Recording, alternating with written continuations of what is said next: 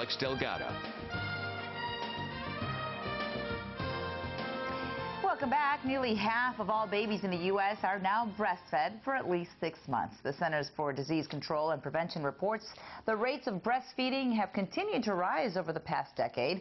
35% of babies were nursed for 6 months back in 2000. That percentage rose to 49% in 2010.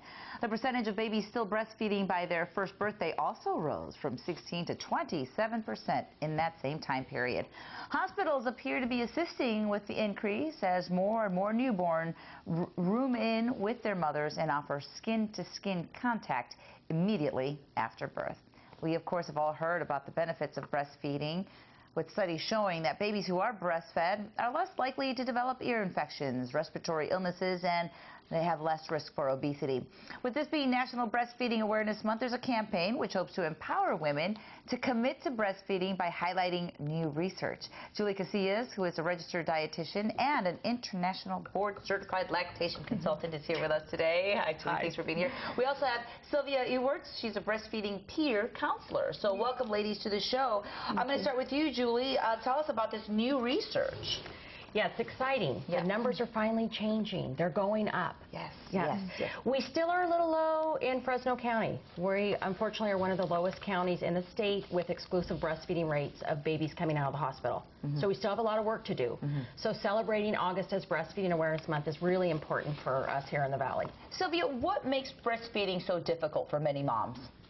It's mainly the fact that they don't get the support, and you're usually overwhelmed when you just give birth, as you must know. Yeah. It's a lot of things going on at once, and that on top of that, you know, because sometimes the moms don't get the right information on how to breastfeed properly. They experience sometimes pain due to poor latching, and unfortunately that makes the moms decide to stop because they're thinking it's already hard as it is.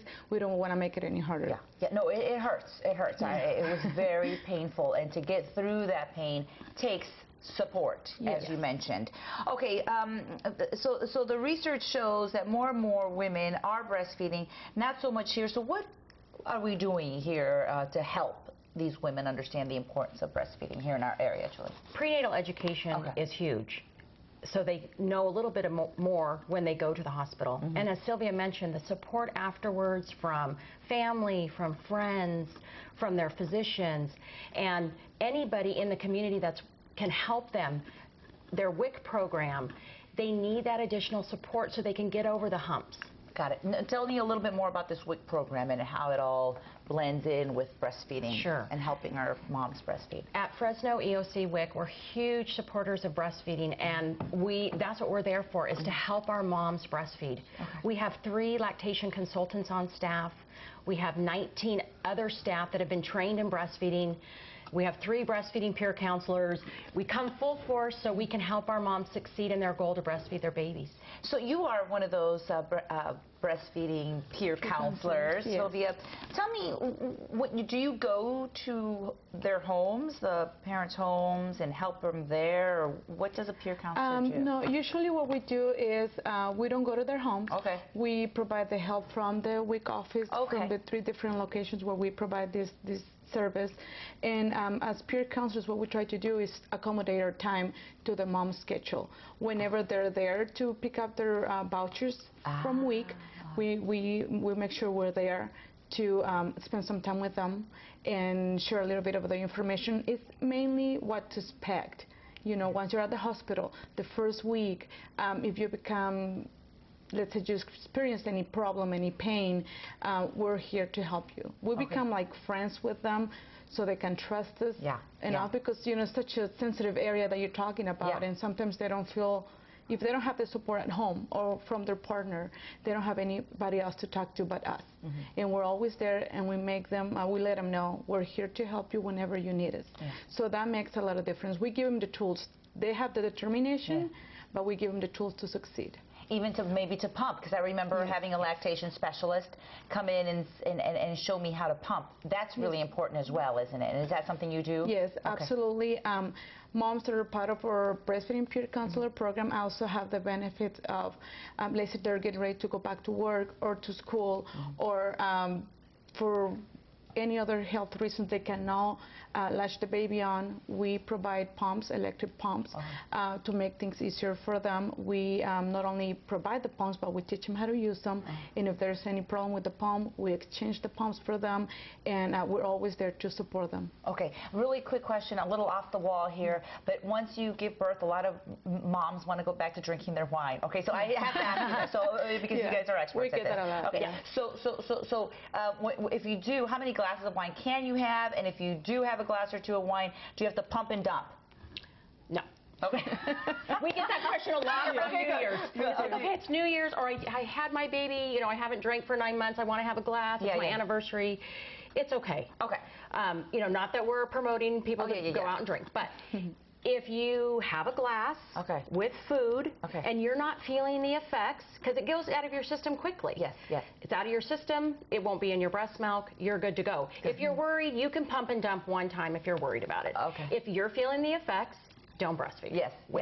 Okay, so that makes sense. Yeah. That makes total sense. Okay, for more information on this campaign and the program, you can go to Fresno EOC.org, FresnoEOC.org, or give them a call. The number is right there, 263-1150, especially if you need help nursing. So important, so many great benefits. Ladies, thank you so much for being here. Thanks for answering that question. Thank you. All right, we'll talk to you soon. Thanks again, and have a great weekend. Well, speaking of moms, a Detroit mother is singing the praises of her 5-year-old son after he called 911 while she was having a seizure.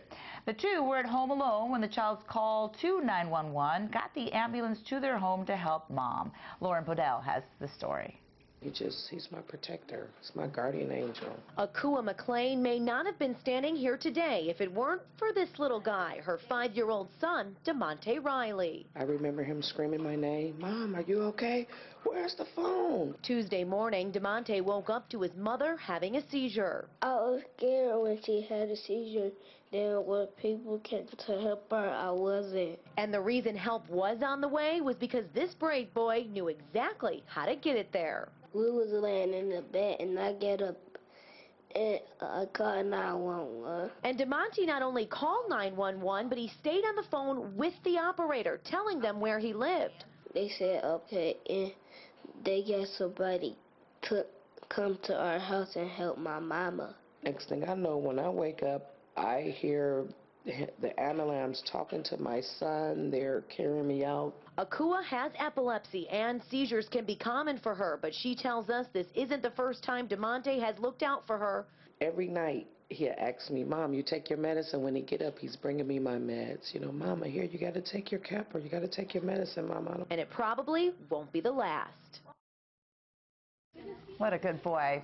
Still to come here on Central Valley Today, tips on how to get the most out of your visit with Mickey from a Disney mom whose job it is to find out the ins and outs of Disneyland. We'll be right back.